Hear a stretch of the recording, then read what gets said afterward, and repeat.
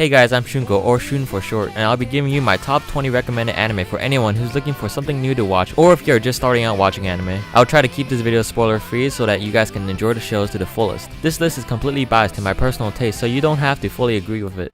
At number 20, we have Shingeki no Kyojin, or Attack on Titan. Of course, everybody has heard of this. Very much in the mainstream, even those who have never heard of anime have seen this somewhere at one point. The story is set centuries ago when mankind was annihilated by enormous human-like monsters known as Titans and forced to live in fear behind incredibly huge walls. To survive, the humans lived behind these walls and for many years have not confronted the Titans since the wall's creation. One day, one colossal Titan managed to breach the walls, letting all the Titans from the outside loose in a walled-off city. From this, the story follows a boy named Eren Yeager, who has had his family killed due to this event. From that day on, he has sworn to annihilate all Titans. In my opinion, many people overhyped the series and it wasn't breathtakingly captivating and just fairly entertaining. Even so, the series is a great start for newcomers to get started with anime, as it will open them to the anime subculture and other series as they watch more.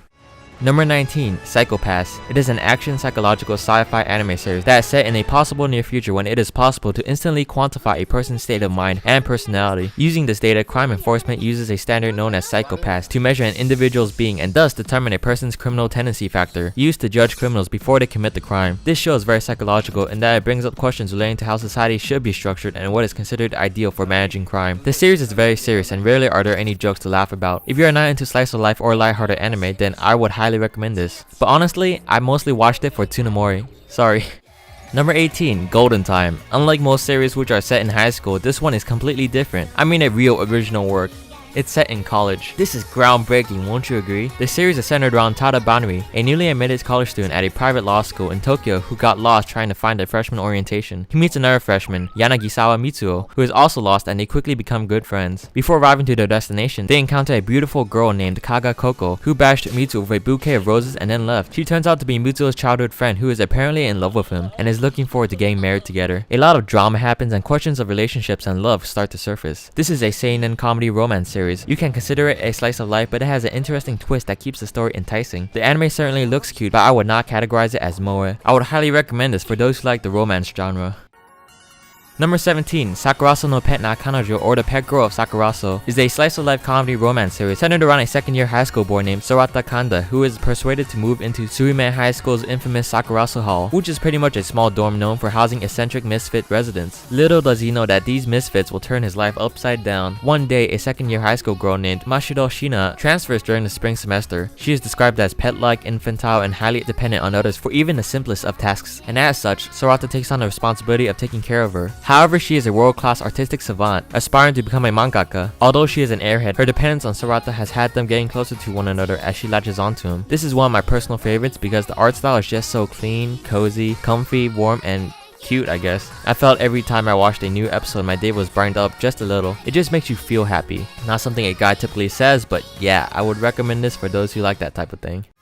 Number 16, another slice of life series, K-On! It is by a group of high school girls who end up making a light music club to fuel their passion for music, which results in the forming of the band known as Hokago Tea Time, comprised of 5 members: Hirasawa Yui on guitar, Akiyama Mio on bass, Tainaka Ritsu on drums, Kotobuki Tsumugi on keyboard, and Nakano Azusa on guitar as well. This series follows these girls as they eat cake and drink tea, and also play music when they aren't doing that. This show has pretty much the same qualities as Sakuraso no Pet na Kanojo as far as the cuteness and the warm feeling part, but without any of the drama. Very upbeat, lighthearted, and just puts a smile on your face when watching it. I would consider it a classic for anime in the slice of life genre, and would suggest watching it as one of the first slice of life anime to start out. Number 15, Nisekoi. I'll be honest with you, this is a harem. I know most people can get turned off by this, but I think this harem series is different from others in that the love interests aren't suddenly introduced from a foreign country as a transfer student or a rival in class. I mean, it just so happens this series has exactly those premises, but I think it's still unique in its own way. The story centers around Raku Ichijo, who is a high school student that also happens to be the sole heir of a Yakuza family called the Shuegumi. 10 years ago, he made a secret promise to a girl he met that they will get married when they reunite. Since then, Raku never let go of a pendant the girl gave him. One day, a beautiful girl named Chitoge Hirosaki transfers into Raku's class. They had a rough start with no apparent chemistry, but by a weird turn of events, they are forced to become fake lovers until they graduate. Raku, however, is in fact really in love with Kosaki Onodera, and things get complicated as more girls get added to the equation. But I like it because the series is very innocent with a lot of pure vanilla drama, nothing ecchi. Many harems usually are categorized as ecchi, which I don't mind, but I would prefer if they weren't. Nisekoi is nice in that everybody is innocent with very pure thoughts, which I personally like. At number 14 is Haikyuu. This should actually be in the top 10 or top 5 for this list, but seeing this show is fairly new, I think this spot is more appropriate for this list. The story centers around Shoyo Hinata, who revives his middle school volleyball club after watching a volleyball ace nicknamed Little Giant in action. The team makes it to a tournament, but immediately gets crushed on their first match by the king of the court, Tobio Kageyama. Hinata vows to surpass him, and so joins the volleyball team at Karasuno High School, only to find that his rival, Kageyama, is now his teammate. Thanks to his short height, Hinata struggles finding a role on the team, even with his superior jumping power. It turns out, however, that Kageyama has problems of his own that only Hinata can help with. They learn to work together to make the team a success. Haikyuu is a riveting story that tells of hardships, teamwork, struggle, and spirit. The story is very well developed, with good character development and a little bit of realism that touches on the difficulties of reality. Characters do not get a sudden power-up or level spike that make them stronger for no reason. Instead, the story focuses on perseverance and hard work that drives the characters to become better at both the sport and in person. Although it is an anime in the sports genre, it sets itself apart from all the rest.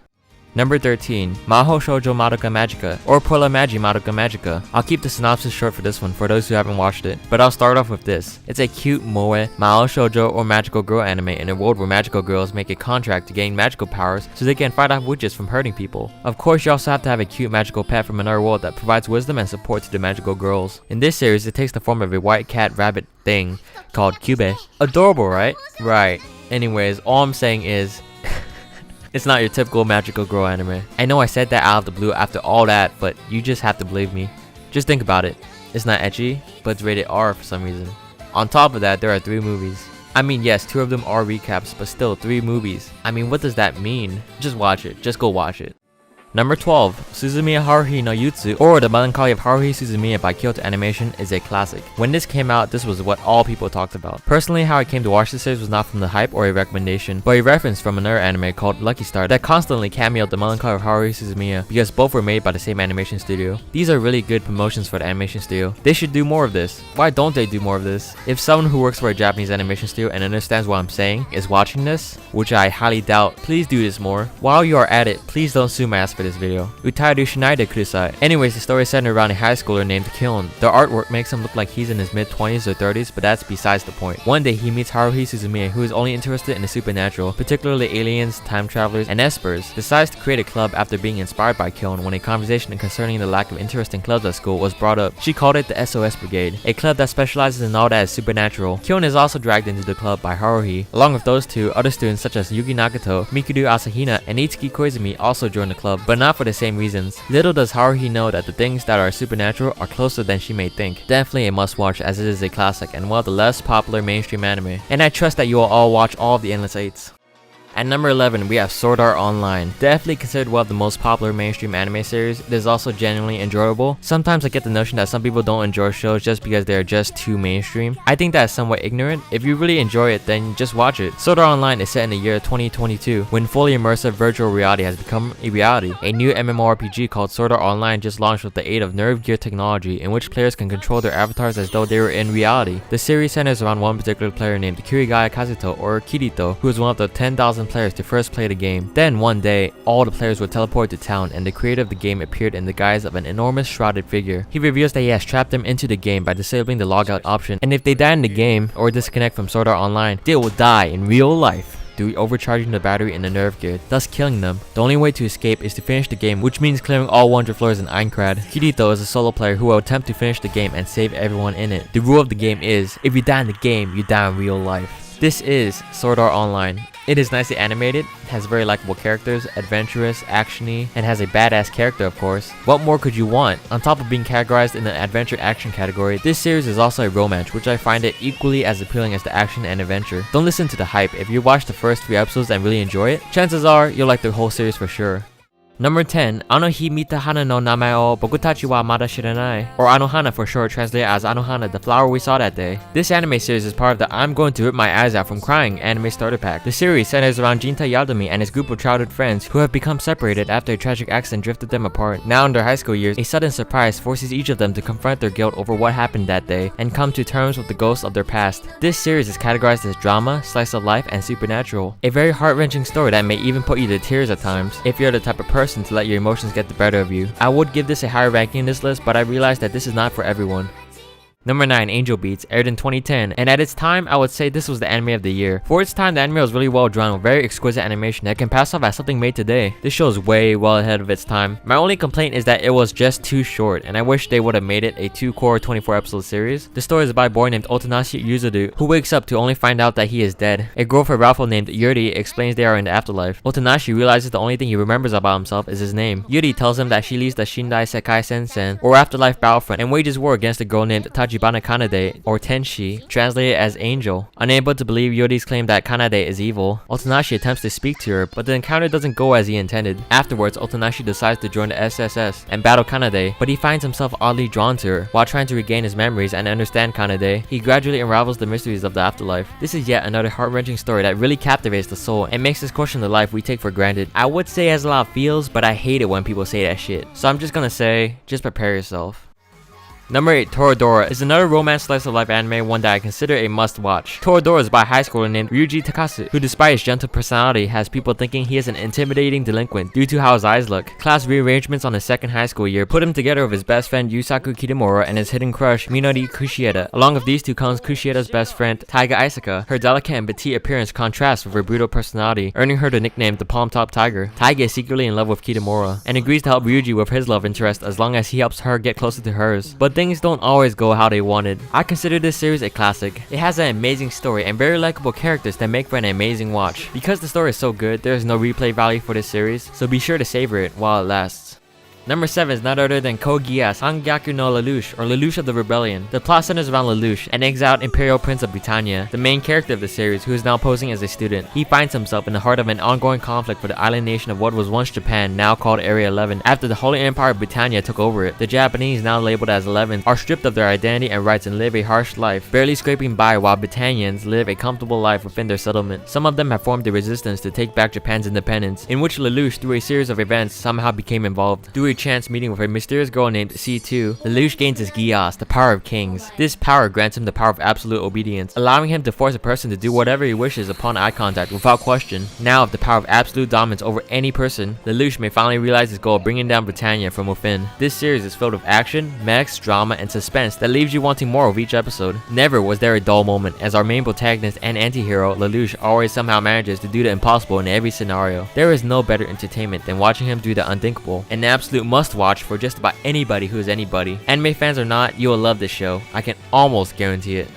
Almost. Number 6, Tengen Toppa Gurren Lagann. In a faraway future, mankind lives underground in huge caves, unknowing of a world above with a sky and stars. In the small village of Jiha, Simon, a shy boy who works as a digger, discovers a strange glowing object during excavation. The surprising Kamina, a young man with a pair of racket sunglasses and the passion of a fiery sun, befriends Simon and forms a small band of brothers, the Gurren Brigade, to escape the village and break through the ceiling of the cave to reach the surface, which few believe exists. The village elder won't hear of such foolishness and punishes the brigade. However, when disaster strikes on the world above and the entire village is in jeopardy, it's up to Simone, Kamina, and a girl with a big gun named Yoko, and a small yet sturdy robot Login to save the day. The new friends journey to the world above and find that the surface is a harsh battlefield, and it's up to them to fight back against the rampaging beastmen to turn the tide in the humans' favor. Pierce the heavens, Gurren Lagann. Take everything you know about all that is manly and extreme, everything that is exaggerated to the very maximum, and every epic moment you've seen, whether it be an action-packed blockbuster cliche in a movie or an FPS video game, every clusterfuck of bullshit action you've ever seen in your life, and combine it into one show. It still will not be as epic as Tengen Toppa Gurren Lagann.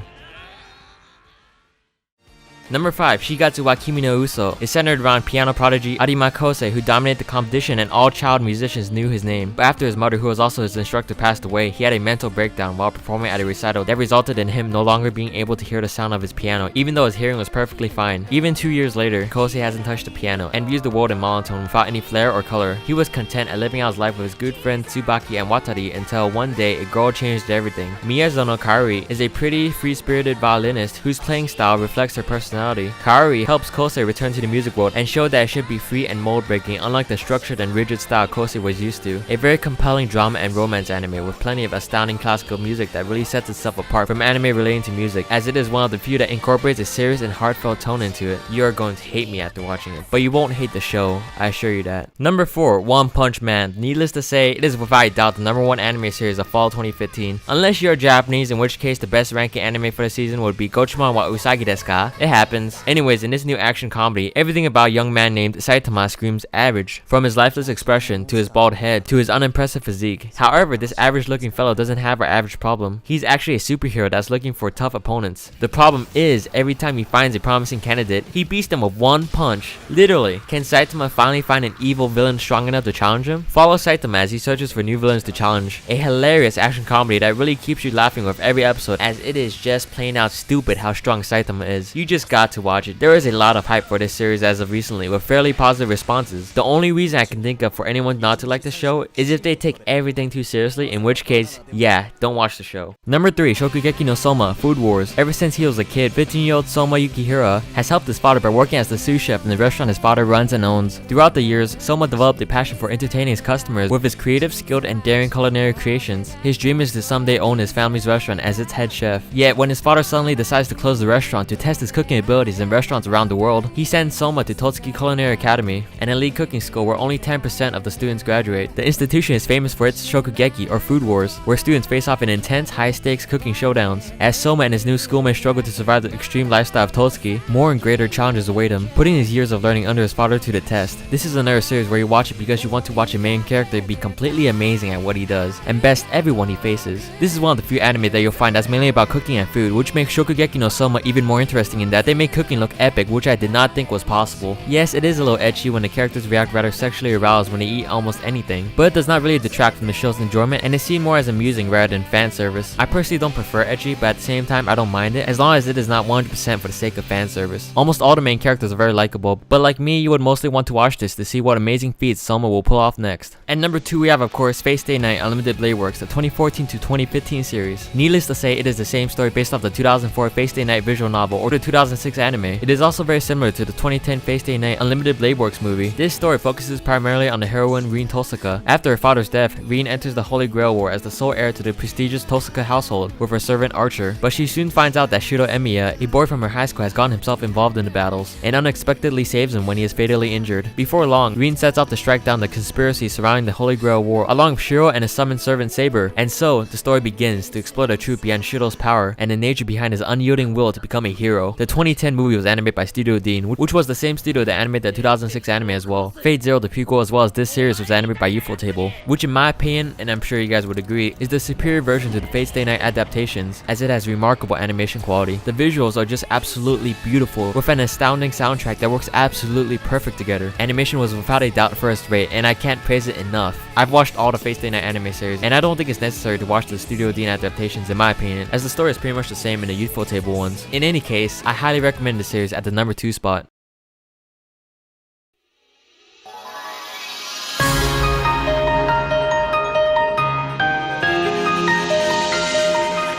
Finally, I give you my number 1 recommended anime possibly of all times, for now at least, Clannad and Clannad After Story. This anime is categorized as comedy, drama, slice of life, supernatural, and romance. Okazaki Tomoya is a delinquent who finds life dull and believes he'll never amount to anything. Along with his friend Tsunahara, he skips school and plans to waste his high school days away. One day while walking to school, Tomoya passes a young girl muttering quietly to herself. Without warning, she exclaims, "Anpan," a popular Japanese food, pretty much just red bean paste and bread, which catches Tomoya's attention. He soon discovers that the girl's name is Furukawa Nagisa, and that she exclaims things she likes in order to motivate herself. Nagisa claims they are now friends, but Tomoya walks away, passing the encounter off as nothing. However, Tomoya finds he is noticing Nagisa more and more around school. Eventually, he concedes and befriends her. Tomoya learns Nagisa has been held back a year due to a severe illness, and that her dream is to revive the school's drama club. Claiming he has nothing better to do, he decides to help her achieve this goal along with the help of 4 other girls. As Tomoya spends more time with the girls, he learns more about them and their problems. As he attempts to help each girl overcome her respective obstacle, he begins to realize that life isn't as dull as he once thought. Clannad After Story is the sequel to Clannad, and the more significant part of the two. But to me, both seasons serve as a whole, so I consider both seasons on the number 1 spot. Clannad is an impactful drama, highlighting the importance of family and the struggles of adulthood. To me, it is an important show that gives a very important moral to the story. A moral that I think is valuable enough to stick to a person for more than a lifetime. It teaches the values of family, friends, and loved ones, to cherish what we as people take for granted, and so much more. Think about when I was watching this series, I could have sworn I cried, guys. I'm not exaggerating this in any way, but yeah, it's pretty embarrassing for a guy to cry to a show, but I don't regret admitting it, otherwise I'd be lying to myself. So I encourage pretty much anyone, even if you don't like anime, to watch the whole thing. I know it's just a show, but to a lot of people it can mean so much more. But don't be afraid to break down to tears, because that's just part of being human.